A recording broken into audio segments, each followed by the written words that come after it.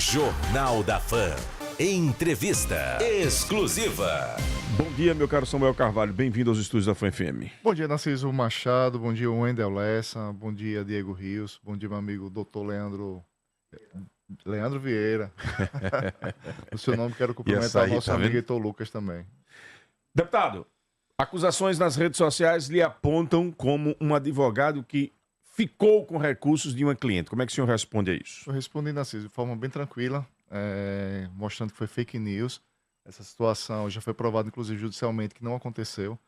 E o que a gente estranha foi a produção, né, a espetacularização disso aí.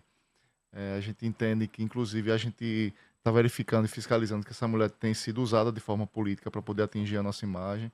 Mas estamos tranquilos com relação a isso.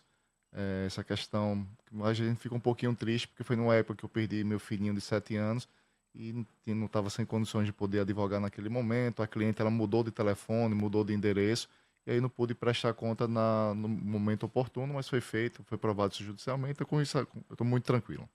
Esse processo ele é de quando? 2014, 2015. 2015, Se não me falha a memória, não é a primeira vez que isso é utilizado no período eleitoral. Na eleição passada, em 2020, eles utilizaram um outro vídeo. Inclusive, já pedi para buscar nos nossos arquivos. É um vídeo com o mesmo conteúdo que eles fizeram, agora só foram requentando o assunto.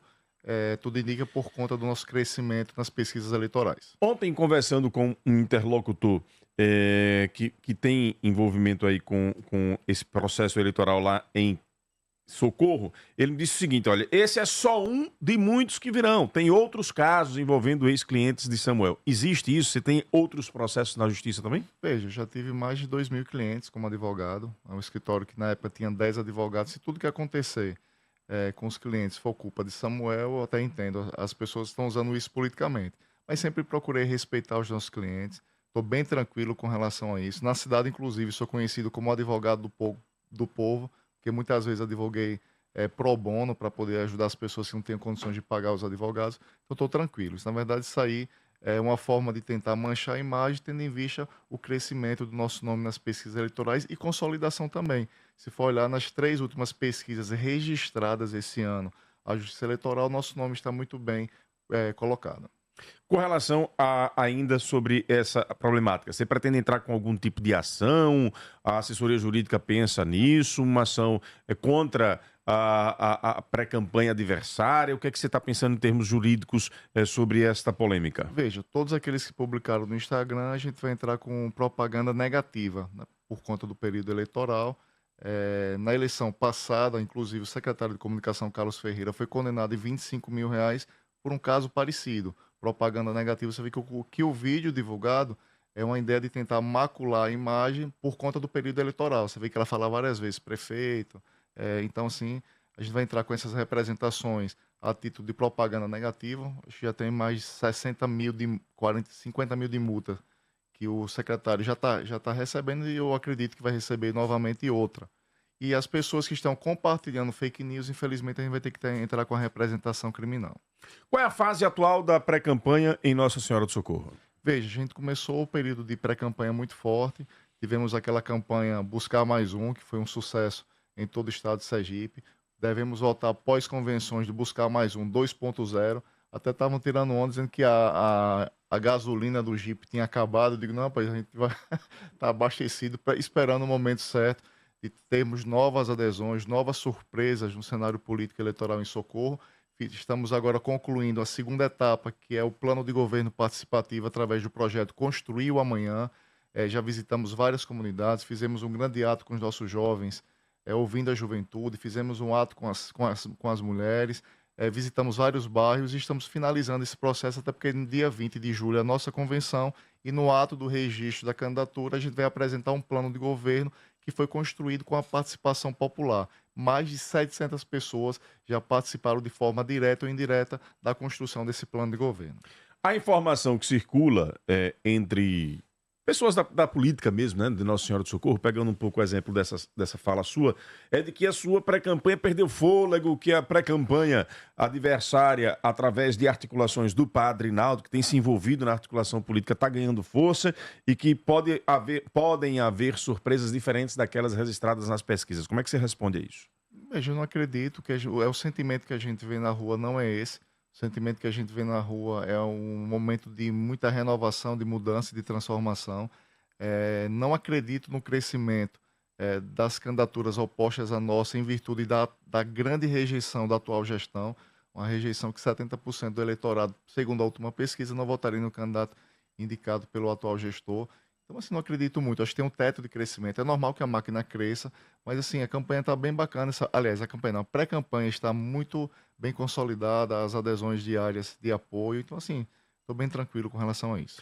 A relação da sua campanha adversária com o governador Fábio Mitidieri andou um pouco estremecida depois da chegada do PT. Você teve algum avanço de conversa com o governador? Convidou o governador para mudar de palanque, de repente ir para a sua pré-campanha? Veja, Narciso, eu não conversei com o governador pós as entrevistas que ele concedeu, nem pós essa adesão do PT. Eu tenho acompanhado isso pelas redes sociais, as entrevistas que o próprio governador dá com relação, se o PT tiver lá no palanque, é um palanque que ele não vai subir por conta de divergências político-partidárias. Eu, na verdade, tenho focado muito no trabalho dos partidos que estão dando sustentação a esse projeto lá em Socorro. Por exemplo, do PSD, que é o partido da presidente Maria da Taiçoca, o MDB, doutor Heitor Santana, o PSB de Bola, que é o professor Carlos Cunha, União Brasil, ali por Gleidson Oliveira. Então a gente tem procurado muito fortalecer a nível local os partidos que estão dando sustentação e esperando o andar da carruagem. Estamos entrevistando aqui no Jornal da Fã o pré-candidato a prefeito de Nossa Senhora do Socorro e também deputado estadual Samuel Carvalho. Como é que fica o equilíbrio entre mandato e pré-campanha nesse momento? Veja, detalhe interessante, a gente faz uma pré-campanha muito forte, mas a nossa produção legislativa ela permanece a todo vapor. Eu quero até fazer um agradecimento à nossa assessoria, que tem procurado pautas muito importantes na construção do nosso mandato, e a gente dá continuidade de forma bem tranquila. A gente vai 2 ou 3 vezes por semana na Assembleia, despacha, faz todas as atividades, e aí a gente consegue manter esse equilíbrio bem tranquilo. A Assembleia deve ter algum funcionamento diferente agora no segundo semestre, devido à participação de alguns deputados em campanhas efetivamente, né, quando elas forem deflagradas? Eu acredito que possa... Eu não sei como é que vai ser essa dinâmica, até porque todos os deputados também têm base nos interiores, têm pré-candidaturas que muitos estão apoiando em virtude do processo eleitoral. A gente ainda não tem essa definição. Devemos entrar em recesso agora no início do próximo mês, e pós retorno do recesso ainda não foi definido como será a dinâmica das ações parlamentares. De lideranças de cunho estadual, não digo as locais que você disse aí que podem vir surpresas pela frente, mas de cunho estadual, há alguma expectativa de que alguma nova liderança que ainda não está nessa fase de pré-campanha venha a aderir lá na frente, na fase oficial de campanha? Eu acredito que sim, Narciso. Eu acredito que até dia 20, que é o dia do lançamento das convenções partidárias, a gente possa, de forma oficial, apresentar mais alguns amigos que estão abraçando essa pré-candidatura. A época das festas juninas chegou com muita dança, comida boa e diversão. E você aí sem ver nada porque ainda está com a parabólica antiga? Aí não dá, né, meu amigo? Acorda, pois é. Troque já a sua parabólica antiga pela nova digital. Se você é beneficiário de algum programa social federal, você pode ter direito ao kit de forma gratuita. E a Siga Antenado vai fazer a mudança aí na sua casa. Quer saber se você tem direito? Então liga agora, 0800 729 2404 ou acesse o site sigaantenado.com.br para saber se você tem direito e agendar a troca. Ligue agora, 0800 729 2404 ou acesse sigaantenado.com.br para agendar a troca da sua parabólica antiga pela nova e digital. Samuel, hoje o tempo está voando e encurtou aqui, então queria finalizar essa nossa entrevista reforçando essa pergunta. Diante da informação que eu recebi ontem, você não tem receio de que novos casos sejam apresentados? Receio zero, Narciso. Veja, tudo que tem hoje com relação... Eu hoje praticamente estou quase há 8 anos sem advogar. Esses casos aí que aconteceram tem mais de 10 anos. Então, assim, bem tranquilo com relação a isso. A nossa atuação enquanto advogado sempre pautado pela responsabilidade e carinho pelos nossos clientes. Então, veja, isso aí, na verdade, a ideia é tentar macular a imagem por conta da proximidade do período eleitoral. Essa tentativa não é de agora, não é nova. Não aconteceu esse caso, não aconteceu essa semana. Esse caso aconteceu alguns anos atrás, fizeram isso em 2020, pegaram ali, aumentaram o fogozinho do café para poder requentar a matéria, agora com a nova roupagem, para mostrar e tentar denegrir a nossa imagem.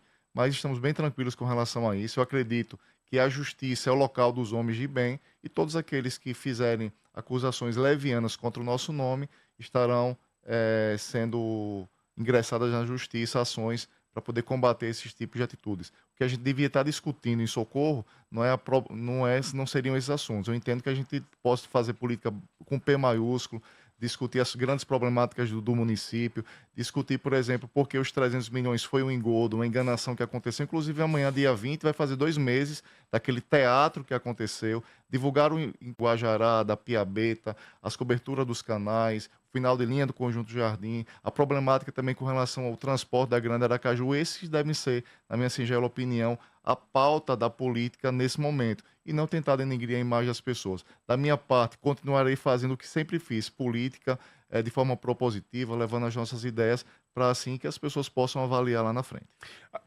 Com relação a essas obras, não houve novidade nenhuma de aprovação delas? Zero. A gente olha no portal. Permanece a mesma coisa? Permanece a mesma coisa. O município cadastrou 23 propostas no PAC. Dessas 23, apenas 5 foram selecionadas, algumas não habilitadas, a exemplo das canais, a obra do Guajará, que é muito importante para aquela comunidade. Gerou-se toda uma expectativa, esperança que realmente esses recursos pudessem vir para mudar a realidade da população, mas divulgaram uma obra que estava ainda em análise. O questionamento foi esse, e hoje ela está, infelizmente, como não habilitada, e até agora a gestão não conseguiu explicar o porquê disso. Onde é que estão os 300 mil reais? É isso que o povo quer saber. Não falar da vida pessoal das pessoas, que infelizmente essa é a política que muita gente faz lá no município de Socorro. Deputado, obrigado pela presença aqui e pelo espaço. Eu que agradeço, Assis Machado, um abraço para todos os vascaínos que estão nos ouvindo. Hoje é dia de sofrimento.